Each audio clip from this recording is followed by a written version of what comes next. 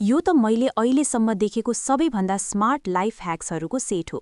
1. रङ हाल्दा पेन्ट ट्रेभित्र प्लास्टिकको झोला बिछ्याउनुहोस्। सफा गर्न झन्झट हुँदैन र बाँकी रङ सजिलै क्यानमै फिर्ता हाल्न सकिन्छ। सजिलो र कुनै फोहोर हुँदैन। 2.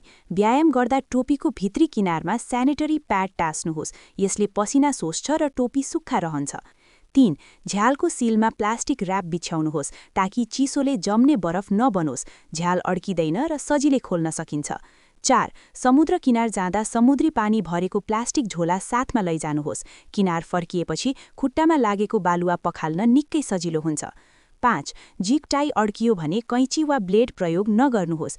यो खतरनाक हुन सक्छ। प्लायरले लक भएको भागलाई कडा थिच्नुहोस्, जिप टाई सजिलै खुल्छ। 6. लेबल नखुल्ने भयो भने त्यसमाथि टेप टाँस्नुहोस् र अलि समय आगोले तताउनुहोस्। बिस्तारै तान्दा लेबल सजिलै निस्किन्छ। 7. कार्पेटको किनारा उठ्यो भने त्यसमा केही बरफका टुक्रा राख्नुहोस् र बोतलले थिचेर राख्नुहोस्। बरफ पग्लिएपछि कार्पेट फेरि सिधा हुन्छ। 8. ह्याङ्गर उल्टो पारेर भिट्टामा ठोकिनुहोस्। यसले सजिलो अर्गनाइजर बन्छ।